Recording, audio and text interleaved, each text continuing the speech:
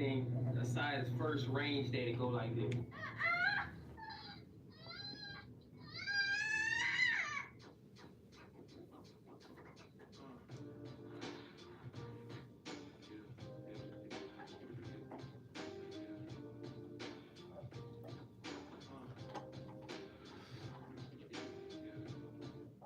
Okay, I'm reloaded. Today we're gonna be taking my son to the gun range for the first time ever. He's 2 years old and he likes guns already. It's kind of obvious why he likes guns because his dad likes guns. Are you ready for the day? Are you ready for the day? Yes. Hey, let me see. Finally, we should go play Hey, tennis. let me see if you ready. Hey, let me see if you ready. She ain't ready for the day.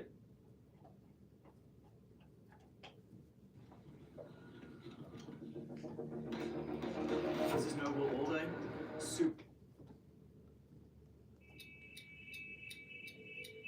Obviously, for me, winning is the only thing that matters. That's something that I've always said. Yeah, I don't have to give y'all no rah-rah speech. I shouldn't have to give nobody in this room no get up and go, no go juice, none of that. It's understood. Now you're the highest paid player in the league. How satisfying is that for you? Money is nice, championships are better. Why do I just keep getting up and going and going and going? But I had a purpose before everybody had an opinion. It's not about anybody else. I know y'all like that one. Get better with the details, the preparation, everything we do. Race, smoke, even train, go.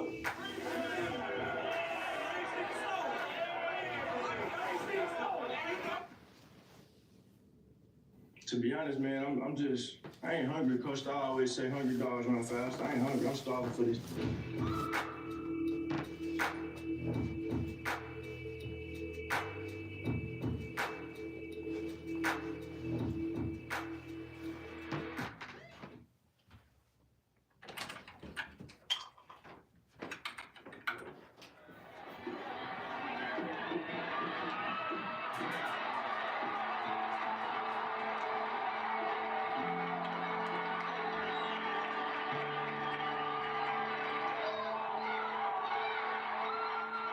When you're a coach's kid, you grew up around football, around whatever sport it is. You grew up in the field house. And so, with that, both of my sons, it was like their daycare. My sons get the same speech that all of my players get. It's not a different speech, it's the same. Because we want every young man to come out of Channel guys and move on to be successful.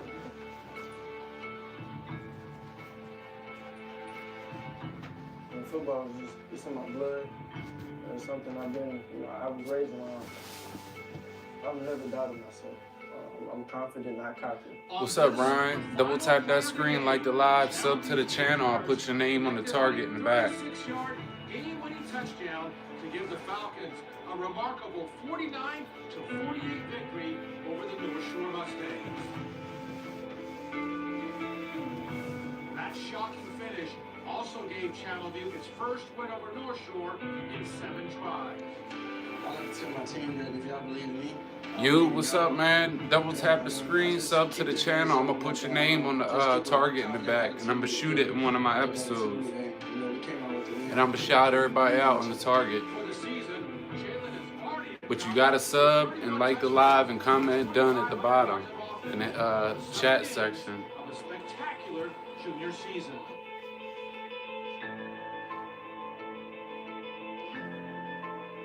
As a freshman, I kind of led by example instead of, verbalizing and, speaking my mind. So now I've gotten to the point where I can speak my mind, they respect it and they listen. It didn't kind of hit me until maybe last year where okay, this is my team and I have to, lead them. He's helped establish a winning culture at Channelview. Next year, though, he'll be walking onto a campus where winning is expected.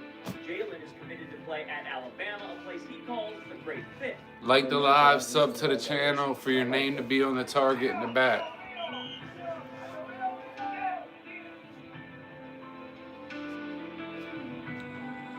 First off, I can't do it on my team. You can't score 9 touchdowns in one game by yourself. Player of the week and athletes of the week and stuff like that. That all goes to this team and these coaches.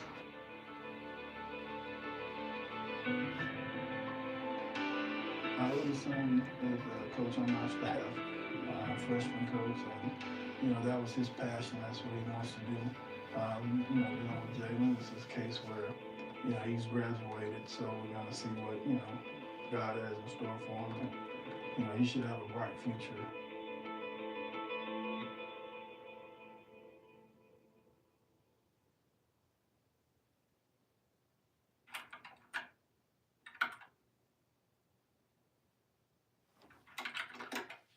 Position to work with. Ball at the plus 49. The ball is falling his way from snap and SC recovers.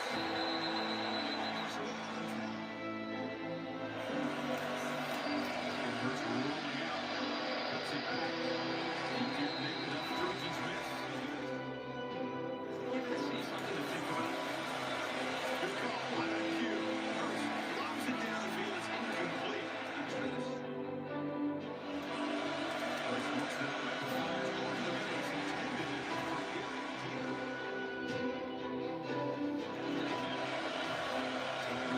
For 8 on third down, need 13. Hurts shows the eye, throws it into the end zone for a touchdown.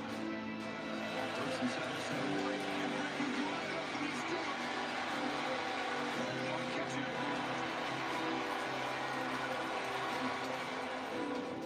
A year ago, empty backfield is a straight ahead run. Hurts goes to the line. This is 73 yards, and now Hurts right now. They take the pitch. Hurts rolling out to the end zone. Ridley, touchdown, Alabama. And now you see a new one, Alabama. Hurts on second and 18. Zips it to Ridley. Pulls it in for the Alabama touchdown. Throwing it so far tonight. Comes to the Missouri side. Finding his way into the end zone is a fourth tail bends. Here's Hurts now on first and goal with a block into the end zone. Damian Harris gave him a good run into the end zone and time clear the way. Bring 4 on the backfield is Harris. Easily with Cam Robinson stealing one and breaks free. Harris will score.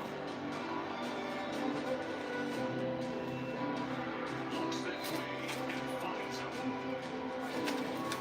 Touchdown, Alabama. That's it.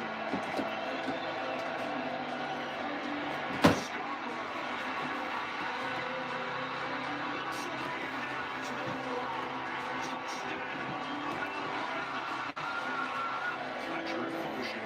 Really pressured. Intercepted. Anderson. That time, defense rolls again.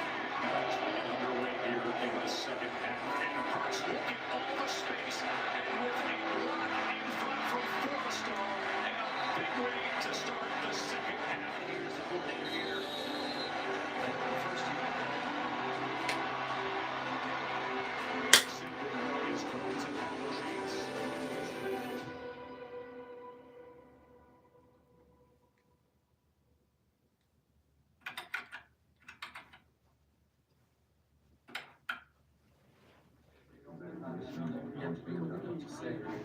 Your dream game plan would be something that was I don't have a dream game plan.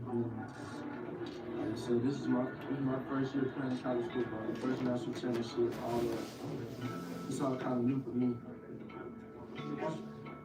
Was there ever a moment for you in this season you thought, wow, this is big? Not yet. Maybe after the season, maybe after Monday, who knows? But as far as now, it's a season. The season ain't over yet. Still gotta finish.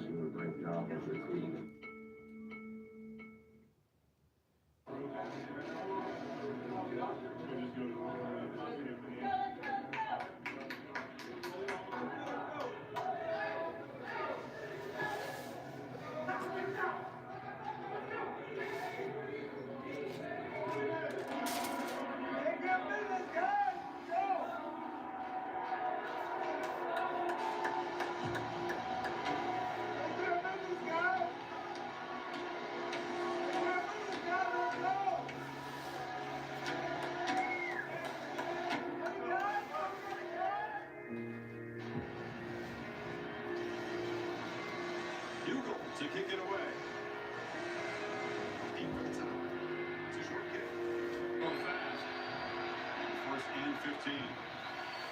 Scarborough gets the edge. Bo Scarborough brings it back, still playing all the way to the end zone. Touchdown. Bama's defense looks like they want to redeem themselves for last year. Scarborough breaks free. Bo Scarborough in the clear and in the end zone again.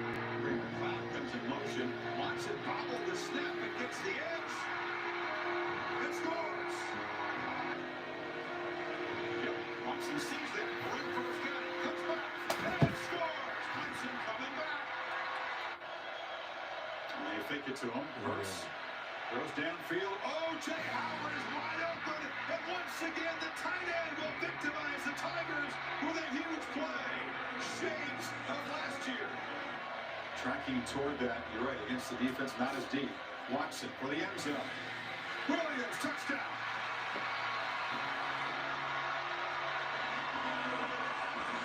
In the lead.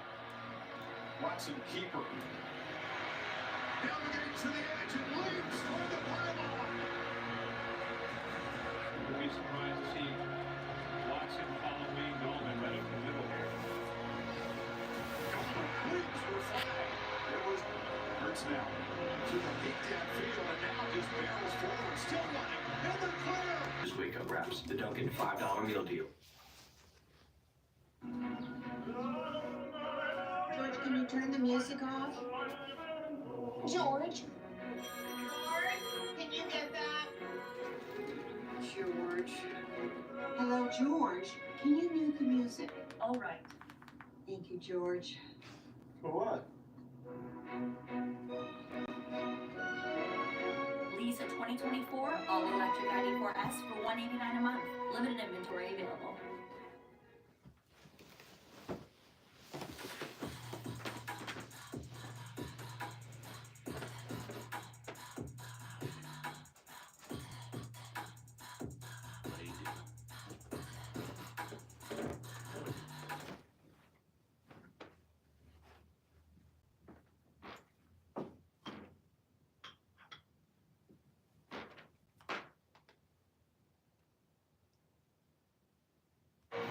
Watson, touchdown.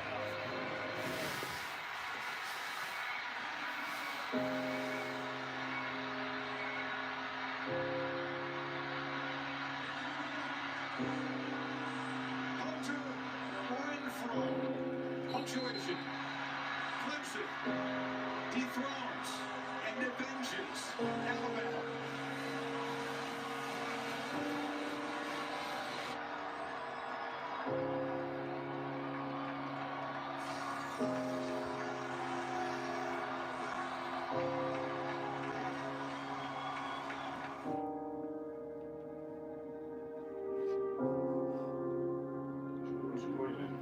Just try to keep playing like we do. Keep our composure, put on the score. Win score, but I guess it wasn't enough.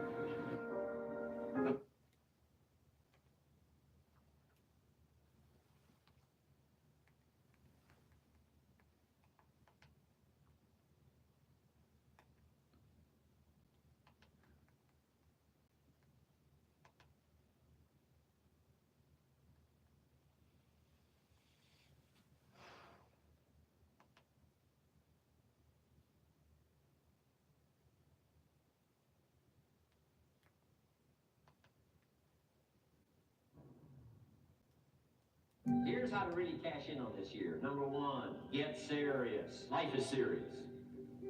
We call it life or death. Double tap that screen, like the live, and sub to the channel, and I'll put your name on the target in the back. Life is the struggle to keep death at a respectable distance. We got Devox, Ammo Alchemist, Rick, Chanson 243, and GunTuber. And Let's Shoot It. Let's Shoot It and Chanson are on there twice because they came in twice and did it twice. So we just have to ponder that. appreciate it, bro. Sub to the channel and double tap the screen, like the live, and I'll put your name on the target in the back. It's serious whether you succeed or fail. It's serious whether you've got a good future carved out for yourself or you do not. After you sub to the channel and double tap the screen and like the live, comment in the chat, say done, and I'll write your name on the target in the back. And a year from now, it's going to happen like that. And who is your future self? 1 year from now, who is it? Just like everyone's out of here, go party Saturday night. They're not willing to sacrifice. I'm like the lone survivor in here. You know? Tonight will be over with too. Tomorrow I'll be stronger for it. Another day will go by. 365 of them happen so fast. Who are you going to be in a year from now? And in a year from now, does that future person hold regret or pride? You know that day's coming. Yes. You can't go backwards. You can only go forward. All you gotta do is sub and double tap the screen. I'll put your name on the target in the back. Just 1 year, giving it your absolute all. Would your life change in just 1 year? 1 year of uninterrupted focus. I bet your life would change drastically. I bet you'd be a completely different person. I bet you'd be completely unrecognizable. I bet you would look back and be like, I can't believe I was living the way I was.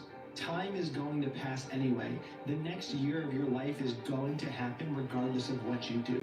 So why don't you spend that year giving it your absolute all and just see what happens? If you do that, I guarantee you will look back 1 year from today and say, that was the best Yes, I got a decision lot have more ever firearms. I'm waiting for more people to come in. The more people that come into the chat and the more people that like the video and that are engaging in the video, the more stuff I'm going to start bringing into the lives.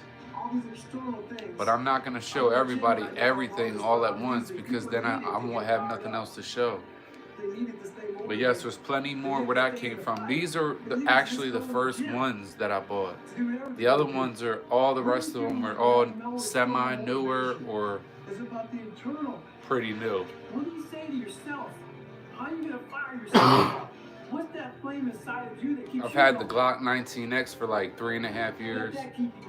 I've had the SIG for probably 2 years maybe. Always keep going. Always. You know, there's been times, particularly early in my career, where it just feels like this is the end. But what I've come to find out is that, you know, no matter what happens. But if you see, there's a red dot right there that's not for pistols. So that'll give you a hint that there's not just pistols in my collection.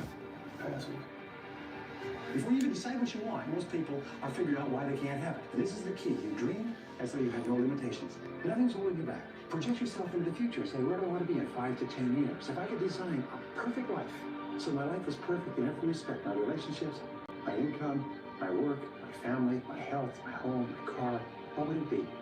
This is the starting point of great achievement, because what will happen is that if you can clearly define that target, you can hit it. You eventually always hit the targets that you set for yourself, but you can't hit a target that you can't see.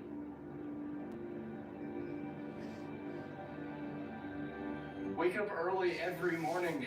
Go to the Yeah, that Glock is my favorite gun, man. It shoots so flat, and I put a, if you can see right here, the Radian Ramjet Afterburner, the old Glock barrel is in there, right there. And it's actually on the Glock 19X right now. I appreciate it, man. Sub to the channel, double tap the screen, like the live. I'll put your name on the target in the back. And then you can come check out my lives when you know what I mean? I'm gonna start doing giveaways. I'm doing weekly giveaways starting maybe next week. And it's gonna be cool shit that I'm giving away too, you know what I mean? There's nobody coming to save you. There's nobody coming to help you. A knight in shining armor isn't going to ride in and save you. You are the only one that's going to be able to save you. And all this time, you point your finger and you say, I can't do that because I was born here. Or I can't do that because I have this issue. Or I can't do that because they made fun of me. And you know what's going to happen? Nothing. You're going to get more of the same. You're going to get laughed at more. You're going to be ashamed more. You're going to be frustrated more. And you're going to really regret at the end of your life that you put off taking responsibility for yourself and building yourself into what could be. And when we look around at the world, and we look at all the problems, and we look at all the chaos, we have to take responsibility. I appreciate it, man. Did you sub to the channel? You're not living the best life that you want to live. And did you like the live? Because I'll write your name on the target if you did. Wanted to be, and I bet you're not even taking steps to become that person, are you? And that's what's wrong with the world. Especially around New Year's, everybody casts their gaze way off into the horizon, and they make big, bold promises to themselves that they then proclaim on social media and to their friends that they're going to do this thing, and they've bitten off perhaps more than they can chew. And they lose sight of the fact that the engine of change is the tiny little things that you do every single day. You truly want to make a change, master that change, and sustain it. It's all about, like, what are you doing in the present moment?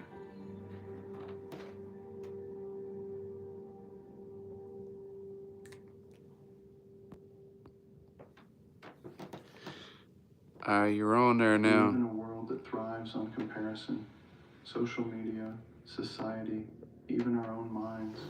They all push us to measure ourselves against others. Who's more successful? Who's happier?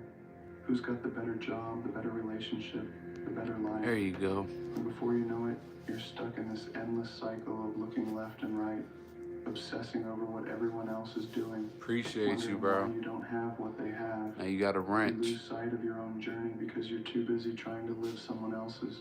But let me tell you something. Comparison is poison. It's the fastest way to kill your progress. I'm just here to your motivate happiness, the people your sense of self.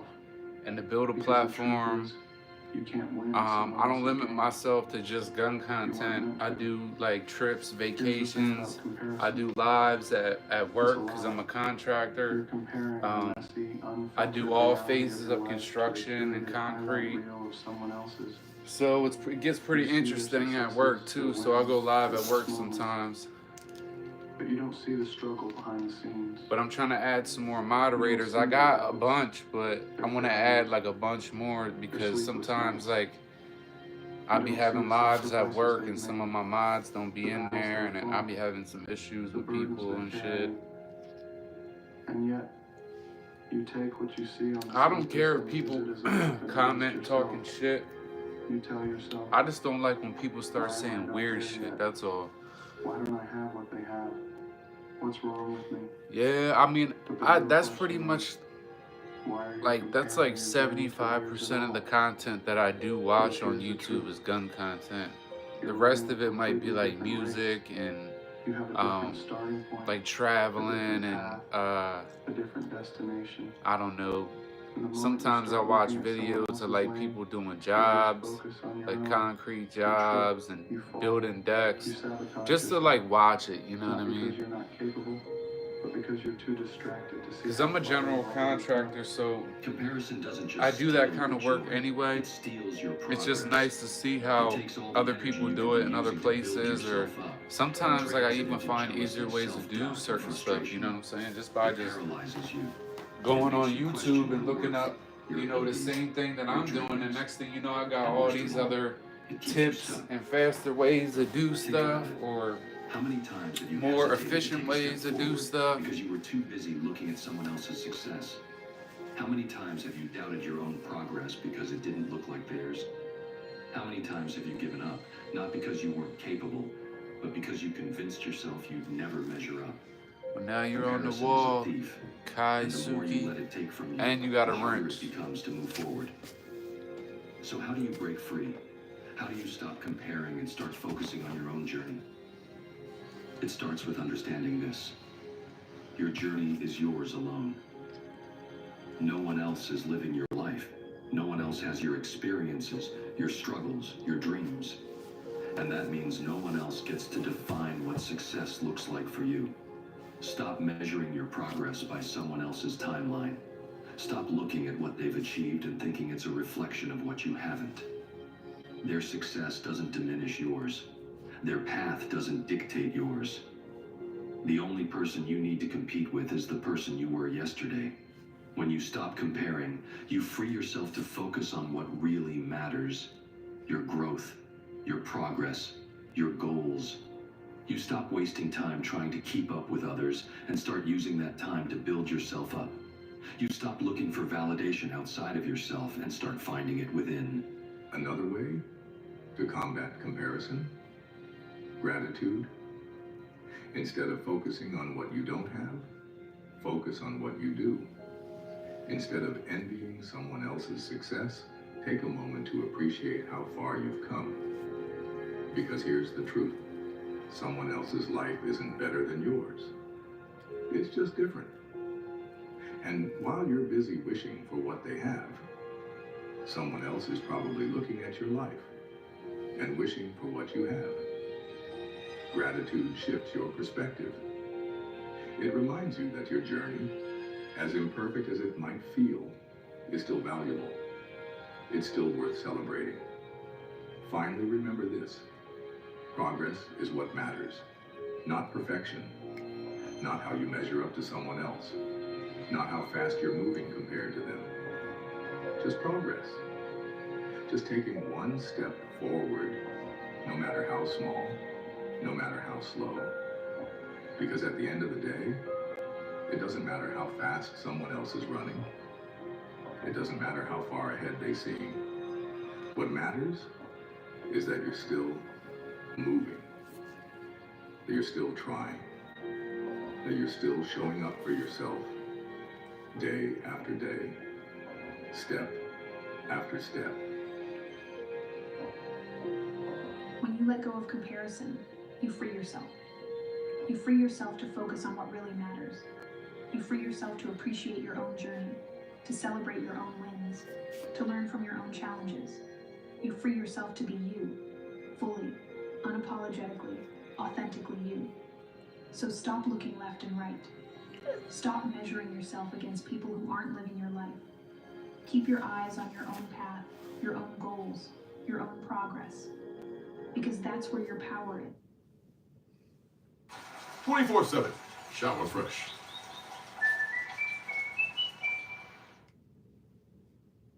Saving big with Klarna? You're so smart.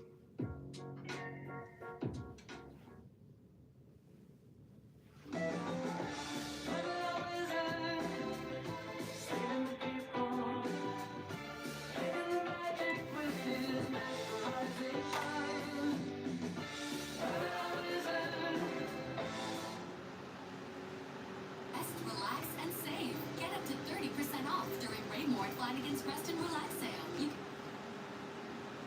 Your growth is. That's where your success is. And the next time you feel the urge to compare, remind yourself, I'm not here to compete with anyone else. I'm here to become the best version of myself. And that version, it's already within you. You just have to keep moving forward. Comparison is poison. Progress is the antidote. Choose progress.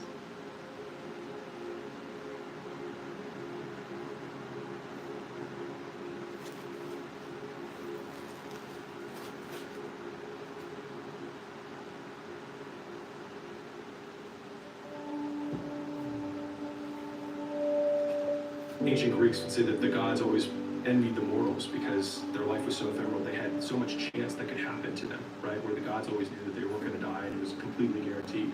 And so here's my point. Let's consider the alternative, which is that you are on the path and you are guaranteed to know that you're going to get the outcome. All of the mystery is gone. There's no excitement. And so what we do is we basically have this wish that if it actually came true, we would hate it even more than our current circumstance. If you knew that you were going to succeed, it wouldn't be worth doing to begin with. The fact that you are uncertain when you start is what makes it worthwhile. And the fallacy of being in the pursuit is the worry or the concern that it won't amount to anything, because who you are becoming is the thing that you are amounting to in real time every day. What do you think separates a great story from just a good story? Easy.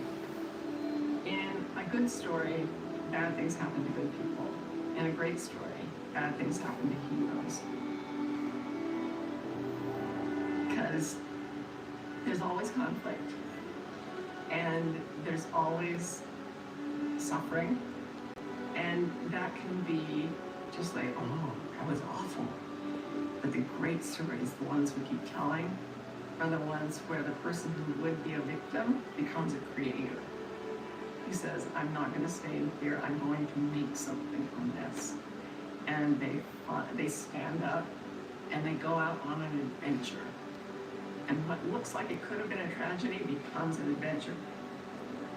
I see you. I see all of the hard work that you put in, all of the struggle that you endure, all of the things that go on behind the scenes that no one else sees, and you don't get any appreciation for it. I see you, and I'm proud of you. And not only am I proud of you, but you inspire me. Are you right where you're supposed to be? I don't know. I could sit here and tell you that's the case, but I promise it wouldn't be helpful to hear if it wasn't honest. Should you appreciate the present moment? Of course. But if you're unsatisfied with your life, I will never encourage you to be okay with staying right where you are. You see, self-love is not found in lowering your expectations. Self-love is found in recognizing what you're capable of and knowing that you deserve that potential. You have to start with action. It needs to be, okay, what would have had to have happened in a week's time for me to look back on that week and find pride in myself?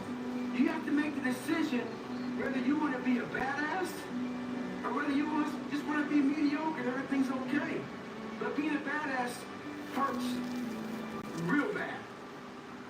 Well, at that time of year again, we start to feel real happy. Why? Because we're not going to work. It's a real good time of year. So in that good time of year, we start to feel real good about ourselves. So I start to feel great. So we start making promises to ourselves about, hey, I'm going to lose some weight. I'm going to do better in school. I'm going to be better here, be better there. But guess what happens? The real Merry Christmas happens when all of that noise is gone. It's quiet. And it's you against you. And now all those endorphins are gone. And I promised you, man, by getting up early and getting after it to go lose weight, study harder, guess what? It's a lot harder now. That repetition becomes a lot harder now. So a lot of us can't do things on our own. So find somebody in your life. So when you throw that towel in, they throw that book back at you and say you're not done yet. Stay true to yourself, stay hard. You're always one choice away, one moment of courage from turning it all around. But here's the truth. Nothing changes if you don't. It's not about waiting for the right time or hoping for a sign. It's about deciding that this moment, this one right here, is the one you'll finally show up for yourself. The best version of you is waiting. Don't leave them hanging. This is your shot. Take it. Number one reason for success is people focus on things that have high potential consequences. Number one reason for failure is people focus on things that have low or no potential.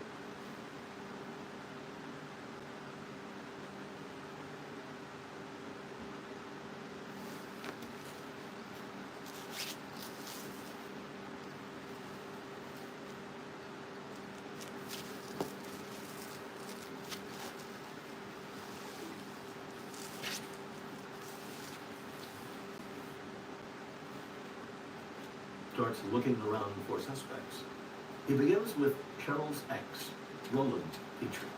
We learned from doing the background that he'd been involved in a murder for hire up in San Juan County, in Washington State, up in the San Juan Islands, where he had hired a felon to kill a guy.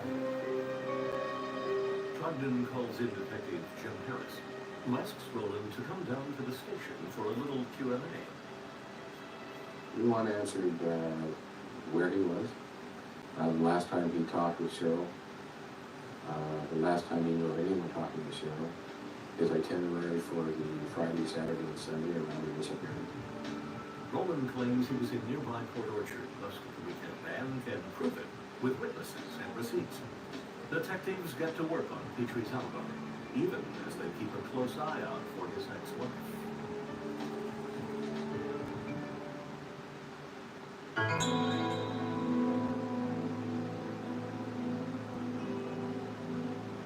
Seattle's Lake Union is an hour's drive from Cheryl's home, a place connected to her only by a missing purse found by two boaters.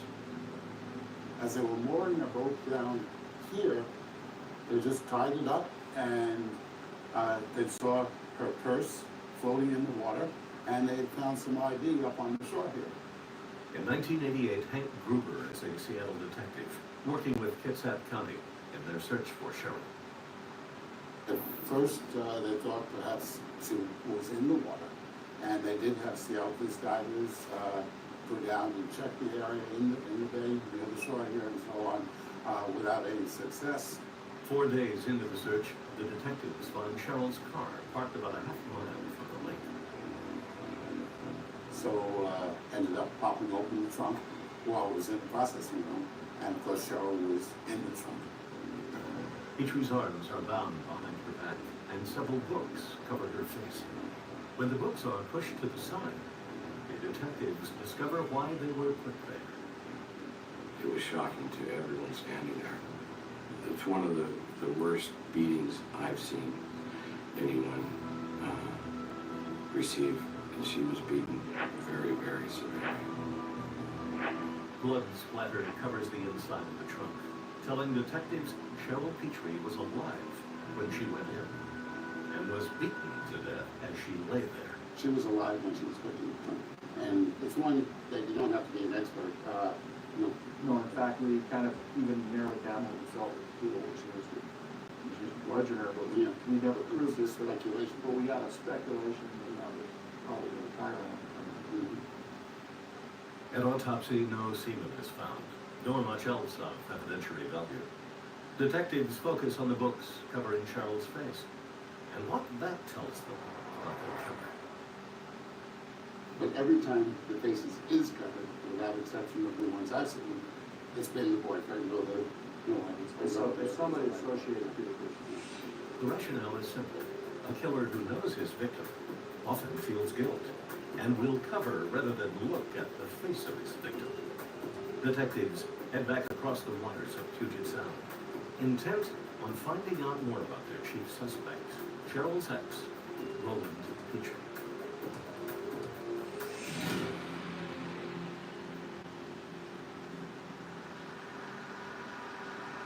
Love is blind. I guess that's all you can say. I was always amazed at how willingly blind she was. In the late 1980s, Eric Schildt was Cheryl Petrie's boss, as well as a friend. He knows that Cheryl married Roland, divorced him, and then remarried him when Petrie was in prison on a murder-for-hire scheme. She was quite sure that he was innocent of the crime that he had been convicted of, which was accessory murder on Whidbey Island. And I was equally sure that he had guilt. We were very concerned about where that was going to lead. She was a very talented gal.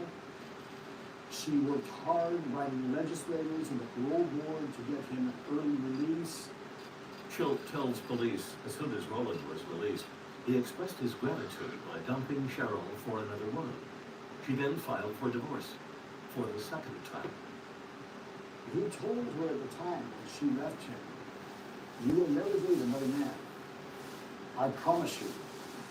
And she was supposed to have a date a week after she got killed. And that Saturday night, she was a goner. He was in our home, and he said, "You know, Eric," he said, "these cops, they're bothering me, they think I did it," and so on and so forth. I said, "Well, I'm going to tell you something, Roland. There's a lot of us that are going to owe you some big apologies if you can be found innocent." And he just smiled and said, "Yeah." From one of Cheryl's other friends, detectives also learned about a life insurance policy taken out just before Cheryl's death. Roland had told Cheryl they were separated at this time. And he told Cheryl that he would die of Agent Orange disease. And that they expected that he would die sometime in the next year.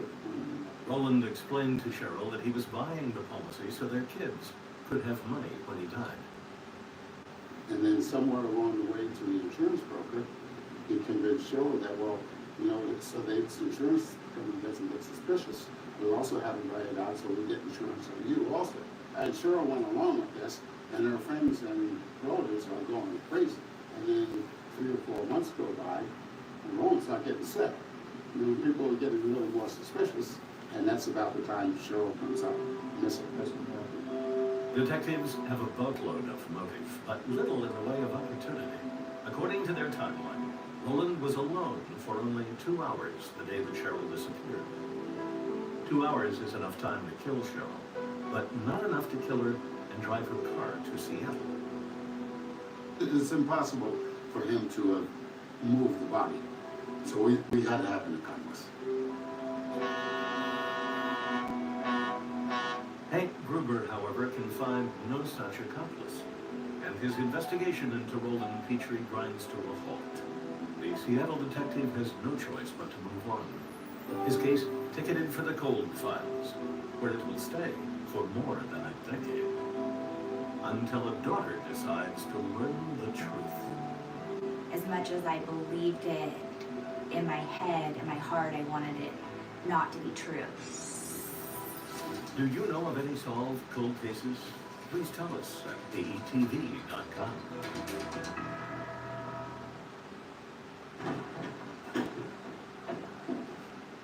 Whoa! And one day all of this will be yours. Thank you. Don't worry, that's not all I'm leaving with. I just called and got a guaranteed acceptance whole life insurance policy for less than $7 a month. It'll help cover my final expenses. Oh, Mom, you're not going anywhere. I wasn't planning on it.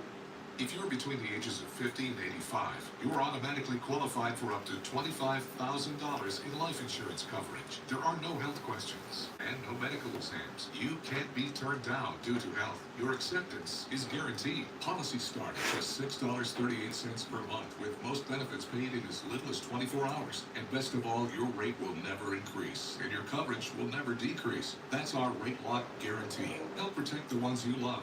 Get a policy with a budget-friendly monthly premium and up to $25,000 in life insurance. Now is the time to call the number on your screen and lock in your rate. Leave your family with a financial protection to help cover funeral costs, medical bills, or to use however they need. Call the Guaranteed Life Insurance Helpline today. Get your guaranteed acceptance policy and lock in your guaranteed rates. You can't be turned down. Call 800-764-3919. That's 800-764-3919. 800-764-3919. Call now. Paying for your kids' college can feel overwhelming. That's why College Ave's top-rated private student loans are designed with flexibility to fit your budget and keep life simple, so the whole family can stress less on the road to success with College Ave. Pop classes, yeah, that's it. You do you, I do me, that's it. I'm a snack.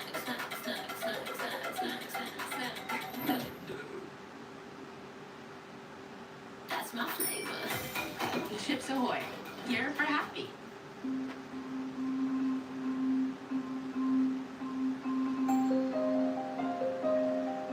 Hello, Mom, it's Eva. Just called to say goodnight and I love you. And I hope you had a good night work. The voice belongs to 10-year-old Yvonne Petrie, saying goodnight to her mother Cheryl on October 15, 1988. So, I love you. Say goodnight. And I'm glad I could talk to you today. I'll see you tomorrow. Love you. Bye. Things just seemed to be going well and just kind of all fitting into place. She seemed to be happy. I was happy for her. She was my world. Yvonne's world would come crashing down the next day when her mother disappeared, and her father, Roland Petrie, was targeted as the chief suspect. 13 years later, in 2001, Yvonne is 23 and wants to know if her father is really a killer. I wanted it to be that he didn't do it. So, as much as I believed it in my head, in my heart, I wanted it not to be true. So I think there was a part of me that always kind of held out for that to be the case. Yvonne was a young girl when her mother was murdered. And I believe that over many, many years, she's had untold number of sleepless nights wondering what really happened.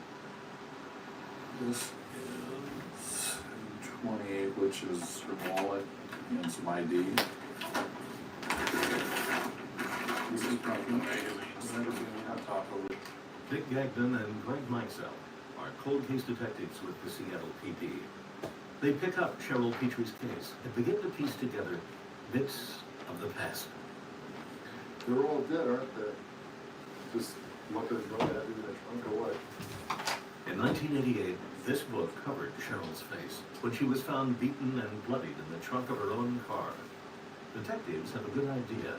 who put it there. I mean, this guy was just always looking for money. Why work? I can get money through insurance settlements. In the summer of 2001, Roland Petrie is locked up for 30 years on an unrelated kidnapping charge when cold case detectives get a call from one of Roland Petrie's former cellmates. The confidential informant claims he knows the man Petrie hired to kill Cheryl, a fellow con named Fred McKee. He talked about the conversations that he had while he was in prison with Roland Petrie and Fred McKee. He had facts about her being strangled first, put in the trunk of the car, about her being transported around to Seattle from across Puget Sound, to Cheryl waking up, to her being beaten to death. He knew enough about the crime that it was either one of two things. Either he spoke to the murderer or he was the murderer. And we knew he wasn't the murderer because we knew he was incarcerated at the time. So he had to have spoken to the person who did the crime. So we figured. Cold case detectives believe their information is good. They track McKee to a prison on McNeil Island, Washington. These are the ones we like to do. These are fun. This is good old-fashioned gumshoe. Go down and talk to snitches, we work with people in prisons, play one against the other.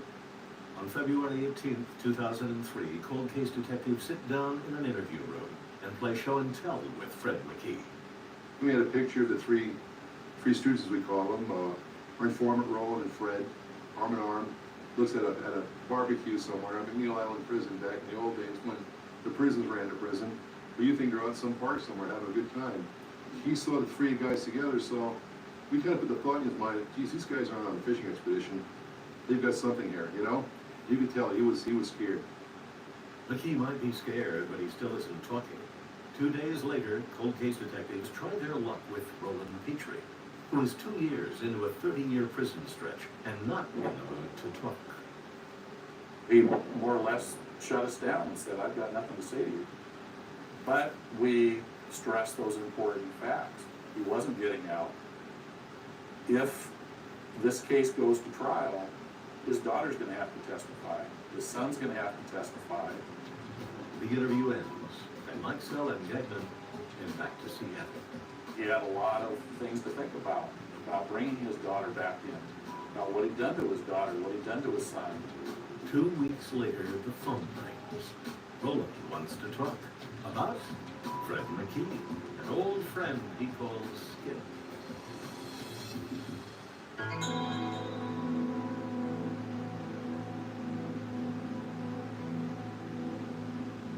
During those times you met with Skip, what did you talk about, specifically in reference to your plan with Cheryl? I had him thinking that she was trying to take my children away, and that I wanted to kill them.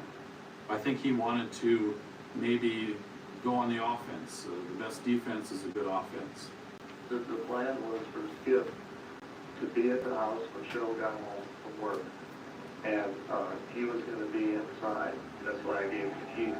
Roland admits that he offered Fred Skip McKee at least $5,000 to abduct and kill his ex-wife. Like many a hardened con, however, Roland's story is self-serving. As she got home and walked in, and I was going to be parked down.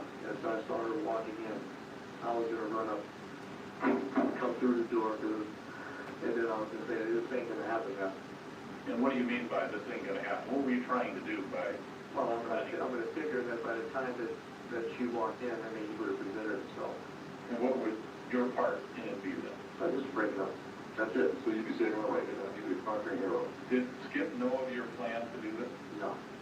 His plan was to tell Fred McKee to kill Cheryl, but all along he was going to be at the bottom of the driveway. When Cheryl arrived home, he was just going to give Cheryl time to go in the front door, and he was going to rush up, burst into the house, yell, "You can't do this," and Fred would run off. Fred would run off. Savior. Roland claims he wanted to win Cheryl back with his heroic gesture. A funny thing happened, however, on the way to saving Cheryl. Lay down on the sofa, got up too fast, got her passed out.